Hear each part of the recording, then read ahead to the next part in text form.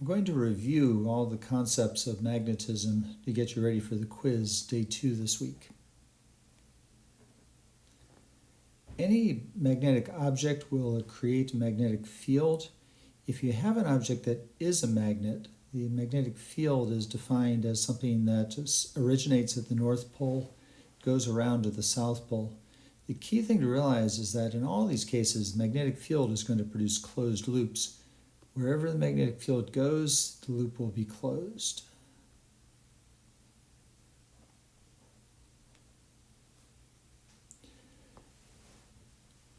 Wires carrying electrical current will also produce magnetic field, and these are also closed loops. This is a three-dimensional phenomenon. You can represent the magnetic field by right-hand rule number 1. Your thumb points in the direction of the current flow through the wire. The fingers wrapping around the wire will demonstrate how the magnetic field is produced. This will occur all along a straight line wire that's conducting electric current.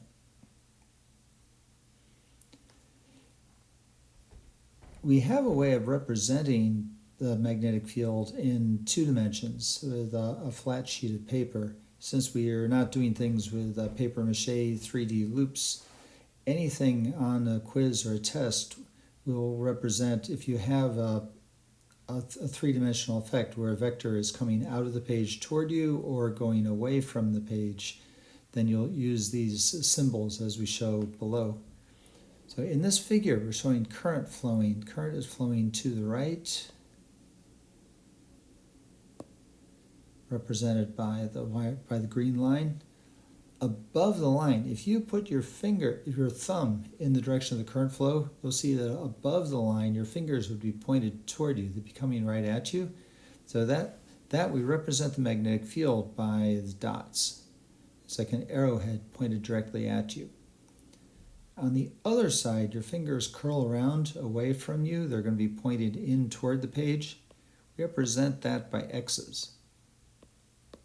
That would be like an arrow that's coming away from you. You'd see the feathers at the end of the arrow. Now, if you're calculating the magnetic field, and just to be clear, this would be a case where we want to find the magnetic field created by the current flowing in a wire. In that case, we use the symbol B to represent the magnetic field. I is current, R is the distance away from the wire. That would also be the radius of a circle. The formula is given on your formula sheet. B is this constant, this thing called mu naught, times the current divided by 2 pi r. We give you all of these values. You don't have to memorize them, but you do need to know how to use them. The key thing to remember is this is the case where you have a wire carrying current. You want to find the magnetic field produced by that wire. And again, the right-hand rule number 1 deals just with the case where you have current flowing in a wire creating a magnetic field. We're now going to go on to another case where you have a current carrying wire in the presence of a magnetic field. This is an external magnetic field. In that case, the wire is going to feel a force due to the presence of that magnetic field. The direction of the force is given by our second right-hand rule, where in this case you can see the wire, current flowing through the wire is in the direction of your outstretched thumb. The external magnetic field is in the direction of your fingers. Fingers are held out flat. The force is in a direction perpendicular to both the current and the magnetic field. That would be in the direction of your palm. We went through the quiz. Look over your quiz results again. All these dealt with cases where we had magnetic force. Anytime you see a problem involving force, you're going to use the second right-hand rule. When you'll have the 3 phenomena, you'll have the current flow, the magnetic field, the external field produced by a magnet, and the force, which is perpendicular to both the current and the magnetic field. To calculate the magnitude of the force, if you're dealing with a wire,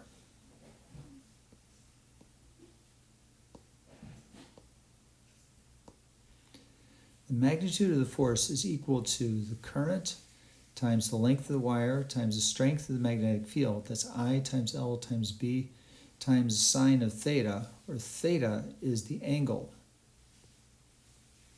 between the direction of the current flow and the direction of the magnetic field. Now there's two special cases here. If the field and the current happen to be flowing in the same direction, then theta is equal to 0, sine theta equals 0.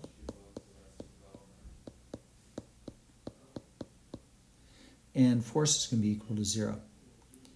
If the field and the current are perpendicular to each other, and that's most of the cases that we're going to deal with. More than likely, anything you see on the test will deal with that situation as well, though you do have to read the problems very carefully. If they are perpendicular, then theta is equal to 90 degrees. Sine of theta is equal to 1, and force is just going to be equal to I times L times B. Now, if we happen to have current flowing in a loop, this would be an electric motor. In that case, we have a situation where you have the current flowing on one side. The current's going to be flowing, in this case, flowing toward the top of the page. The magnetic field goes from north to south.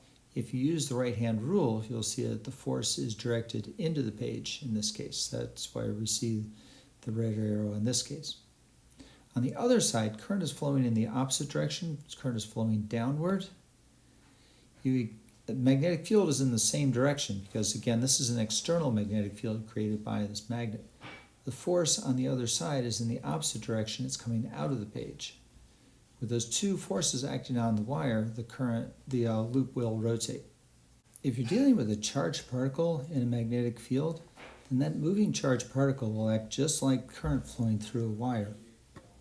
Now in this particular situation shown below, we have a positively charged particle, it could be a proton, moving to the right with a velocity in this direction. So this positively charged particle would be acting like current flow to the right. We use the same right-hand rule that we did for current flowing through a wire. So in this case, the thumb would be pointed toward the right. It's entering a magnetic field. As you can see here, we have X's for the magnetic field, so it's directed into the page. So your thumb would be pointed to the right, your fingers would be directed into the page. The force would be perpendicular both to the velocity and to the magnetic field. Force is going to be upward. Now the force is perpendicular to the velocity. As this particle moves, feeling this upward force, it is going to move also in a circular path. Anytime the acceleration is perpendicular to the velocity, that gives you circular motion. The magnitude of the force is given by the charge on the particle times the velocity times the magnetic field times the angle between the velocity and the magnetic field. If we don't specify otherwise, the angle will be 90 degrees, then the force is just charge times velocity times b. Now, you have to note, if you're dealing with a problem with force on a charged particle, if we happen to have a negative charge, then this vector, the QV vector, is going to be in the opposite direction of the positive charge. So if we have say a negative charge with velocity in this direction, you can use the same right-hand rule. The thumb is going to point in the opposite direction. The thumb would be going in this direction. Force is still perpendicular to the velocity. Force is going to be in the opposite direction from what you would have on a positive charge. So in the previous case, we saw that a positive charge curving in the upward direction. If you had a negative charge going with the same velocity, it would travel in the downward direction. Force is the same. It's going to be the same formula. A force is perpendicular to velocity, as we mentioned. This gives you circular motion. The equation for circular motion, which we had in the previous semester, force is something moving in a circle. The force is equal to mass times acceleration. That is mv squared divided by r. Now, as we already mentioned, the magnetic force is equal to qvb times sine theta. We can set these two equal to each other when we have a particle moving in a magnetic field. Magnetic force is equal to the centripetal force, the force of the circular motion. So really this is just saying the force is equal to mass times acceleration. Substituting the values above, we say Q times V times B is equal to mv squared over r. You can eliminate one velocity term. Eliminate the v squared. Doing just a little bit of algebra, we can see that the radius is equal to mv divided by qb. Now, you may have to do a problem like this on the quiz. If you do, remember, we want to start from the formulas that you're given. You're given the formula for circular motion, you're given the formula for the force on a charge in a magnetic field. Write those down, set those equal to each other, do the algebra that you need to. Please do not try to memorize any magic formulas. You can get tangled up, you get the wrong answer, and you will not get full credit on a quiz. Okay, so that is everything that we have. Those are the basic concepts. Make sure to work on the wrap-up worksheet on the going in circles. We'll deal with some problems specifically with moving in charged particles moving in circular motion. They're beyond what we have done before. I'll help you with those. We'll work on them. All the answers are on the answer key as before. And with this, you should be ready for the quiz. Good luck.